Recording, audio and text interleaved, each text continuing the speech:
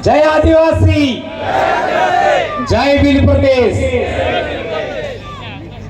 ये थोड़ा नया नारा हो गया, लेकिन हमारे इलाके में इसी नए नारे ने एक तो 28 साल का, एक 30 साल का और एक 31 साल का एमएलए बना दिया। इतनी कम उम्र के। दोस्तों, आज यहां पर मैं दूसरी बार आया हूं और मुझे बहुत खुशी है कि मैंने 2018 में एक किताब लिखा। उस किताब का नाम है आदिवासी परिवार विजन बुक, यानी मेरे आदिवासी समाज का भविष्य किस तरीके का होना चाहिए,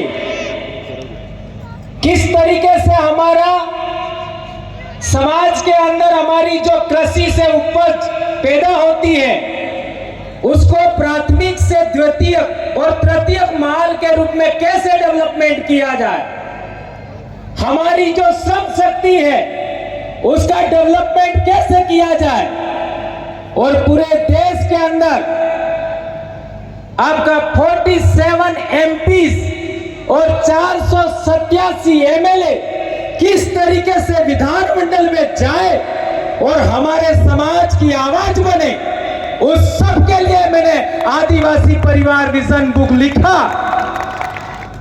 और वो बुक लिखने के बाद में हम लोगों ने जो सोचा था कि हम किस तरीके से हमारे समाज का स्वावलंबन कायम करेंगे, वो आप लोगों ने करके दिखा दिया। उसके लिए मैं आपका धन्यवाद कहता हूं। दोस्तों, हम लोगों ने सोचा, लिखा, लेकिन आपने वो जीवंत करके दिखा दिया। इन स्टॉलों में हमने वो देखा और इसके लिए मैं आप सभी लोगों का धन्यवाद करता हूं। और हमारे भाई चौधरी सर, जिनका आप सबने सम्मान किया, मैं भी उनको ग्रैंड सैल्यूट करता हूं। दोस्तों, आज हमारे इलाके में हम लोगों ने कर्मचारियों का संगठन रजिस्टर्ड किया और कर्मचारियों ने हर एक प्रकार का निर्णय हमारे इलाके में वो कर्मचारी करते हैं और वो उस निर्णय को आगे बढ़ाने का काम, सामाजिक व्यवस्था का संचालन करने का काम हमारे 4 सामाजिक संगठन करते हैं। पहला, भील प्रदेश विद्यार्थी मोर्चा, दूसरा भील प्रदेश महिला मोर्चा, तीसरा भील प्रदेश युवा मोर्चा और चौथा भील प्रदेश मुक्ति मोर्चा। ये 4 सामाजिक विंग हैं, वो कर्मचारी जो निर्णय करते हैं उसको इंप्लीमेंट करते हैं। और ये चारों सामाजिक संगठन हैं, वे विधानमंडल और लोकसभा के अंदर हमारा समाज का आवाज, यानी इसी जाजब से निकला हुआ आदमी वहां कैसे जाए उसका निर्धारण करते हैं। हमारे वहां पर कोई भी व्यक्ति दिल्ली, जयपुर, गांधीनगर से सेलेक्ट नहीं होता।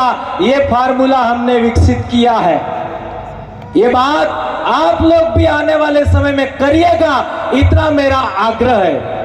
रही बात, आप लोगों ने इतना बड़ा एक मॉडल विकसित किया, आज तेलंगाना, आपका लद्दाख, आसाम, झारखंड और राजस्थान, पूरे इलाके के आदिवासी यहां पर सामुदायिक स्वावलंबन के लिए, यानी हमारा समाज अपने द्वारा पैदा की गई चीज को डायरेक्ट मार्केट में नहीं बेचेगा, उसे हम द्वितीय तृतीय माल बना करके बेचेंगे और हमारा रोजगार कायम होगा, हमारा व्यापार कायम होगा और हम इस देश के मालिक सच्चे दिल से बनने की ओर आगे बढ़ेंगे। उसके मामले में आप लोगों से हम भी सीखेंगे।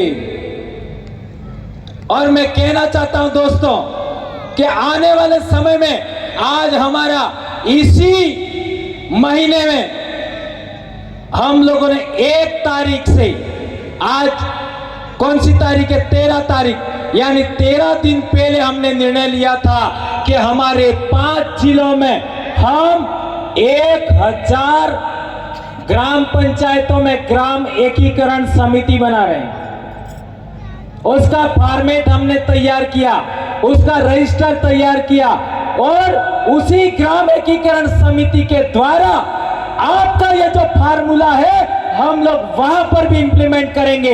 हमारे इलाके में भी अच्छी खेती होती है, अच्छा पानी है और हम उसके लिए आपको राजस्थान में भी आमंत्रित करेंगे।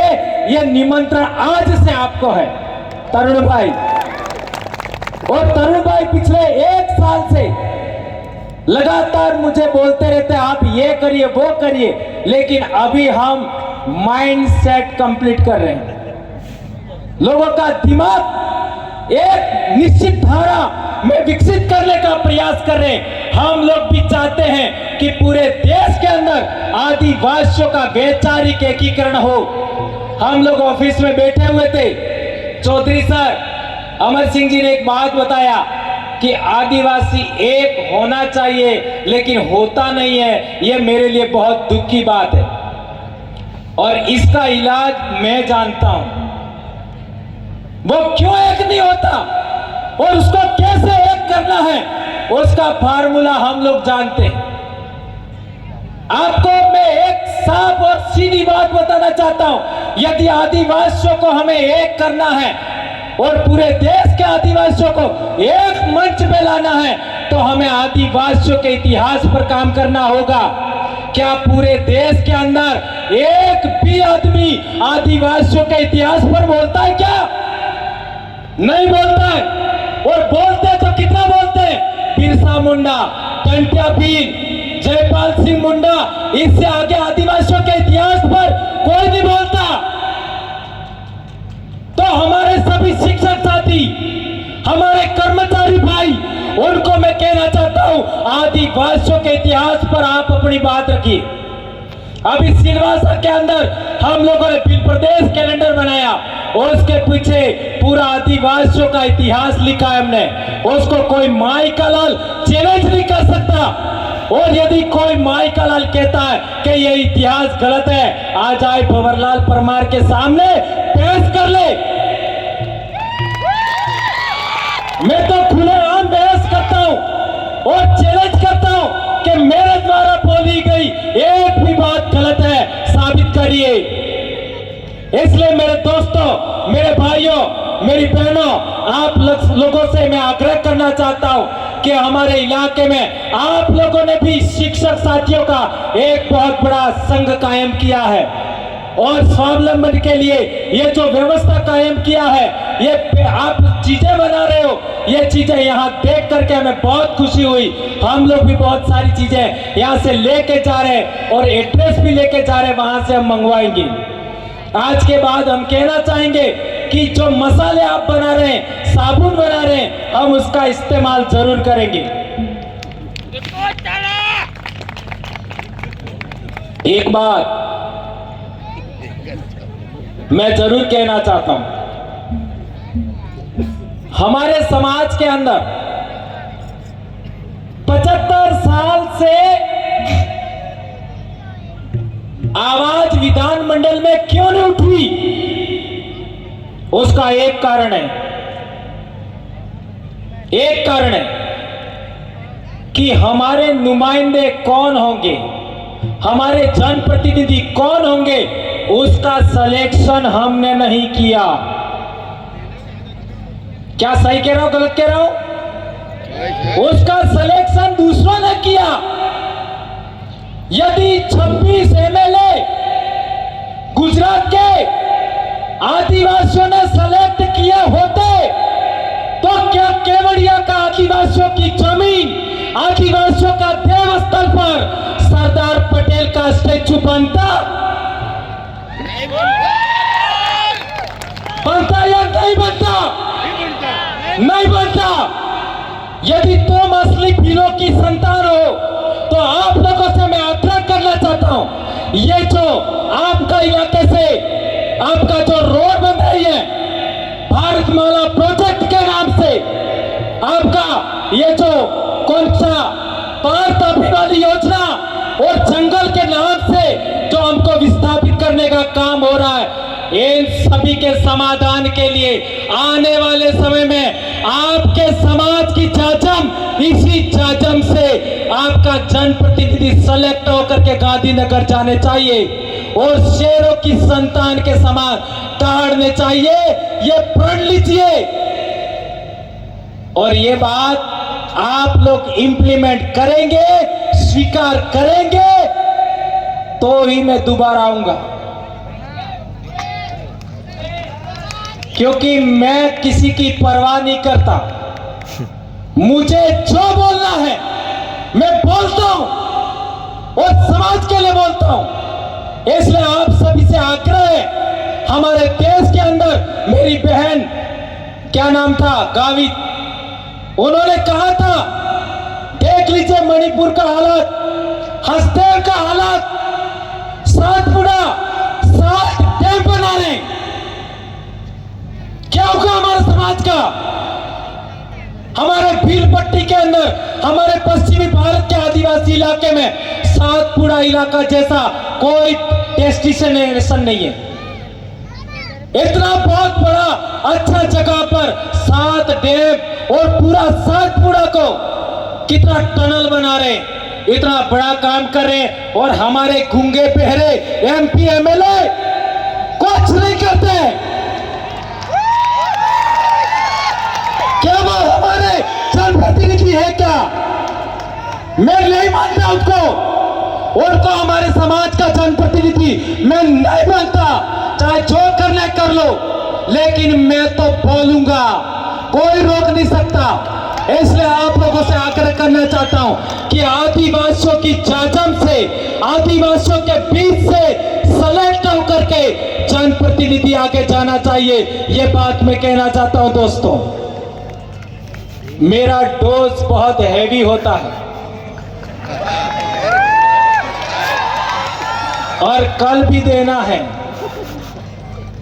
कल भी देना है। इसलिए मैं इतनी बात कहना चाहता हूं, इसको बचा जाना और जो भी बातें मैंने कही है उसको आप इंप्लीमेंट करेंगे दिल से, क्योंकि मैं भी आपका भाई हूं। आपके शरीर में जो डीएनए है, आपके शरीर में जो खून है, वो ही खून मेरे अंदर है। We are indigenous people, we are aborigine people, we are native people. Bharat देश के मूल मालिक है हम, हमें मूल मालिक की तरह बनना है। हमारे पूर्वज राजा थे, हमें वापस राजा बनना है। क्या हम लोग, आप लोगों में से कौन कौन वापस राजा बनना चाहते हैं? हाथ ऊंचा करके सम्मान, मेरी बात को स्वीकार करिए। धन्यवाद।